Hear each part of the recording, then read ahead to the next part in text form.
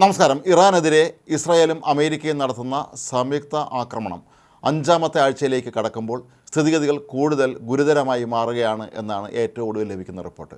യുദ്ധം ആരംഭിച്ച ഘട്ടത്തിൽ എല്ലാവരും കരുതിയിരുന്നത് അമേരിക്കയും ഇസ്രായേലും പോലെയുള്ള ലോകത്തെ ഏറ്റവും അതിശക്തമായ പ്രതിരോധ സംവിധാനങ്ങളുള്ള രാജ്യങ്ങൾ ഇറാനെ ആക്രമിക്കുമ്പോൾ അത് ഒരാഴ്ചയ്ക്കുള്ളിലോ മറ്റോ കൊണ്ട് തന്നെ ആ യുദ്ധം അവസാനിക്കുമെന്നും ഇറാൻ തോറ്റു തുന്നം പാടുമെന്നുമാണ് പൊതുവെ എല്ലാവരും കരുതിയിരുന്നത്. പക്ഷേ ഇപ്പോൾ സംഭവിക്കുന്നത് അതിന് നേരെ വിപരീതമായിട്ടാണ്. ഇറാൻ ഇത്രയും നാളായിട്ടും ഇറാൻ കൃത്യമായി പിടിച്ചെടുക്കാൻ കഴിയുന്നുണ്ട് എന്നുള്ളതാണ് ഏവരെയും അത്ഭുതപ്പെടുത്തുന്നത്. ഇറാൻ്റെ കൈവശമുണ്ടായിരുന്ന വൻതോതിലുള്ള മിസൈൽ ശേഖരം തന്നെയാണ് അവർക്കിതിന് സഹായകരമായി മാറിയത് എന്നാണ് പൊതുവെ കരുതപ്പെടുന്നത്. ഏറ്റവും ഒടുവിലായി അമേരിക്കയുടെ 2 യുദ്ധവിമാനങ്ങൾ ഇറാൻ വെടിവെച്ചിട്ടു എന്നുള്ളതാണ് ഞെട്ടിപ്പിക്കുന്ന മറ്റൊരു വാർത്ത. കഴിഞ്ഞ ദിവസം ഇറാനിൽ വെച്ചാണ് ഒരു വിമാനത്തിന് നേർക്ക് ആക്രമണമുണ്ടായത്. F-15 ഇനത്തിൽപ്പെട്ട ഒരു യുദ്ധവിമാനമാണ് വെടിവെച്ചിട്ടത്. ഈ വിമാനത്തെ ഒരു പൈലറ്റിനെ രക്ഷപ്പെടുത്തിയെന്ന് മറ്റൊരു പൈലറ്റിനെ കാണാതായി എന്നുമാണ് പറയപ്പെടുന്നത്. ഈ പൈലറ്റിനായി ഇപ്പോൾ ഇറാനും അമേരിക്കയും ഒരുപോലെ തെരച്ചിൽ നടത്തുകയാണ്. ഈ പൈലറ്റിനെ ജീവനോടെയോ അല്ലാതെയോ പിടികൂടുന്നവർക്ക് ഇപ്പോൾ ഇറാൻ സർക്കാർ ഇനാമും പ്രഖ്യാപിച്ചിട്ടുണ്ട്. ഈ പൈലറ്റ് എവിടെയാണ് ഉള്ളതെന്നുള്ളതിനെക്കുറിച്ച് ആർക്കും അറിയില്ല. ഈ പൈലറ്റിനായുള്ള തെരച്ചിലിനായി പുറപ്പെട്ട 2 ഹെലികോപ്റ്ററുകൾക്ക് നേർക്കും ഈ ഇറാൻ സൈന്യം വെടിവെച്ചു എന്നാണ് പറയപ്പെടുന്നത്. ഹെലികോപ്റ്റർ തകർന്നില്ല എന്നും തകർന്നുവെന്നും സ്ഥിരീകരിക്കാത്ത റിപ്പോർട്ടുകളുണ്ട്. കൂടാതെ അമേരിക്കയുടെ മറ്റൊരു യുദ്ധവിമാനത്തെ കുവൈറ്റിലാണ് ഇറാൻ ആക്രമിച്ചത്. ഈ വിമാനം തകർന്നു വീണുവെങ്കിലും പൈലറ്റ് രക്ഷപ്പെടുകയായിരുന്നു. ഏതായാലും അമേരിക്കയെ സംബന്ധിച്ചിടത്തോളം അവിടെ 2 യുദ്ധവിമാനങ്ങൾ തകർന്നു വീഴുക എന്ന് പറയുന്നത് വലിയൊരു തിരിച്ചടി തന്നെയാണ് എന്നുള്ള കാര്യത്തിലൊന്നും യാതൊരു സംശയവുമില്ല.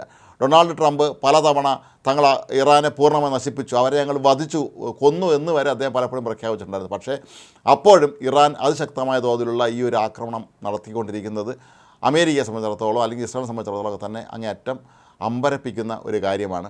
നേരത്തെ സൂചിപ്പിച്ചതുപോലെ അമേരിക്കയുടെ യുദ്ധവിമാനം തകർന്ന് കാണാതായ പൈലറ്റിനെ ഒരുപക്ഷെ ഇറാൻ സൈന്യം ജീവനോടെ പിടികൂടുകയാണെങ്കിൽ അയാളെ വെച്ച് വിലപേശാനുള്ള തന്ത്രങ്ങൾ ഇറാൻ ചെയ്യുമോ എന്നും സംശയിക്കുന്നുണ്ട്. 1979 അന്ന് ഇറാനിൽ അമേരിക്കൻ നയതന്ത്രജ്ഞന്മാരെ തട്ടിക്കൊണ്ടുപോയി ഏതാണ്ട് മാസങ്ങളോളം അവർ തടവിൽ പാർപ്പിക്കുകയും ഇവരെ വെച്ച് വിലപേശുകയും ചെയ്ത ഒരു പഴയ കഥയുണ്ട്. ഒരുപക്ഷെ ഈ പൈലറ്റിനെയും ഇവർ ബന്ദിയാക്കി അമേരിക്കയോട് വിലപേശലിന് തയ്യാറാകുമോ എന്നുള്ള ഭയം അമേരിക്കയ്ക്കുണ്ട്.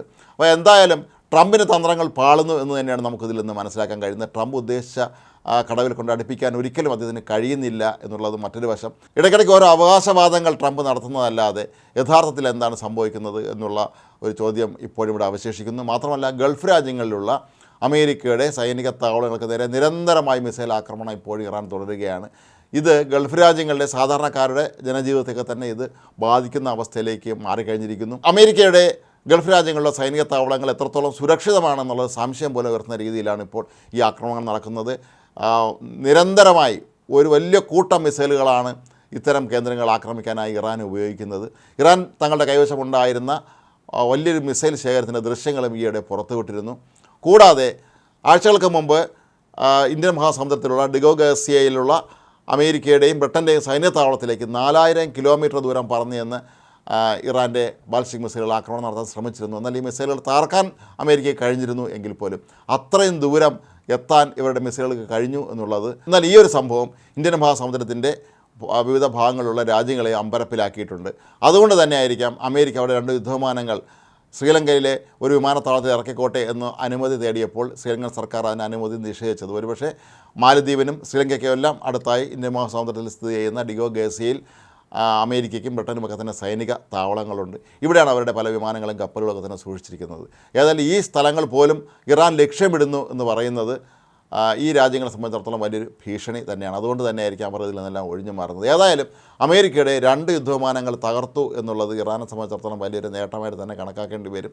ഡൊണാൾഡ് ട്രംപിന് ഇതിന് അമേരിക്കൻ ജനങ്ങളോട് മറുപടി പറയേണ്ടി വരും എന്നുള്ളതാണ് അവസ്ഥ. ഈ വരും ദിവസങ്ങളിലൊക്കെ തന്നെ വലിയ തോതിലുള്ള ആക്രമണം വീണ്ടും അമേരിക്ക നടത്താൻ തന്നെയാണ് സാധ്യത എന്നാണ് പറയപ്പെടുന്നത്. ഇറാനിലെ ഏറ്റവും വലിയൊരു പാലം കഴിഞ്ഞ ദിവസം തകർത്തിരുന്നു. ഇനി അങ്ങോട്ട് ഒരു പക്ഷേ ഇറാൻ്റെ പ്രധാന എണ്ണ ശുദ്ധീകരണശാലകളും മറ്റും തകർക്കാൻ അമേരിക്ക ശ്രമിക്കുമോ എന്നും സംശയമുണ്ട്. പക്ഷേ അമേരിക്കയെ സംബന്ധിച്ചിടത്തോളം ഇതൊരു വലിയ പരാജയം തന്നെയാണ്. അവരുടെ 2 യുദ്ധവിമാനങ്ങൾ തകർന്നുപോയി എന്നുള്ള F-15 ഇനത്തിൽപ്പെട്ട വിമാനം എന്ന് പറയുമ്പോൾ നമുക്കറിയാം അത് ലോകത്തെ ഏറ്റവും വില കൂടിയ വിമാനങ്ങളിൽപ്പെട്ട ഒന്നാണ്. F-15, F-16, F-35 തുടങ്ങിയ ഇനത്തിൽപ്പെട്ട വിമാനങ്ങളൊക്കെ തന്നെ നഷ്ടപ്പെടുക എന്ന് പറഞ്ഞാൽ കോടിക്കണക്കിന് ഡോളർ നഷ്ടമാവുകയാണ് അമേരിക്കയ്ക്ക്.